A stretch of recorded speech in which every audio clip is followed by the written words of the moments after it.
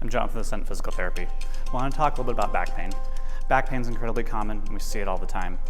A lot of people have back pain frequently. Back pain stops them from doing their work or it makes doing their work difficult. Back pain is so common that some people start to think that their back is actually fragile. In many cases, it's not actually that the back is very fragile, it's that the way we use our back is not really the way the back was designed to be used. What we find clinically is a lot of times people will misunderstand how to use their back and how to use their hip and the difference between the two.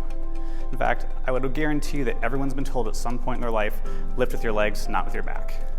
It's good advice, but again, it's so commonly misunderstood that clinically, I've completely stopped using that advice. What I want to talk about today is how to help you understand what your back does, what your hip does, and how to tell the difference. First thing I want to have you do, sit into a chair. Sitting nice and tall, hands on your hips to help you feel how you're moving. So once you gently roll your pelvis forward, roll your pelvis back.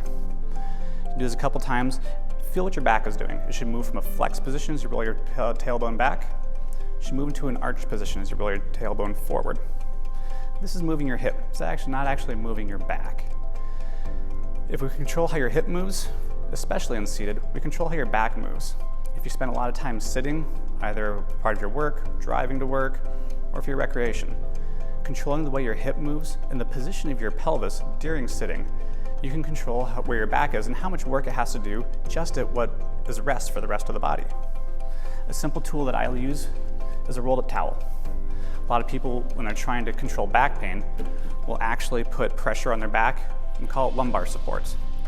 I prefer using that same towel, put it down about where your belt would be.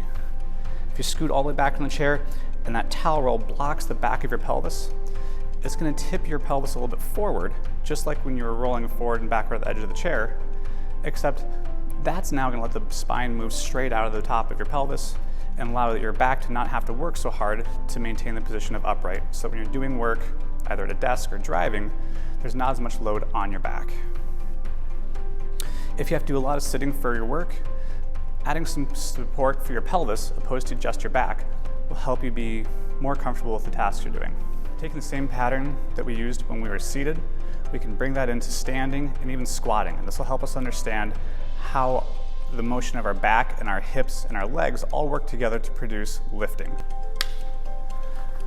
Using the dowel, a stick, piece of pipe, holding it behind your back, what we're gonna do is we're gonna hinge forward, just like we were sitting.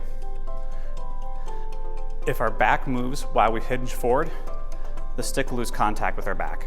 That means we're moving through our back. If we tip forward and we end up hitting ourselves in the back of the head, it means you're arching your back. Both of these patterns are preferentially loading your spine. We should be able to tip forward to 45, 50 degrees, and all that motion should come through the hip. Once you feel like you've mastered this, you can move into a squat, raising your body up and down.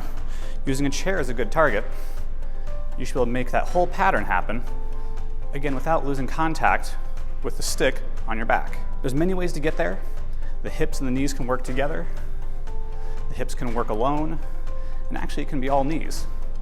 No matter how you get there, understanding how the motion of your back and your hip work together to prevent motion through your spine will actually help you really make sense of what people have always told you.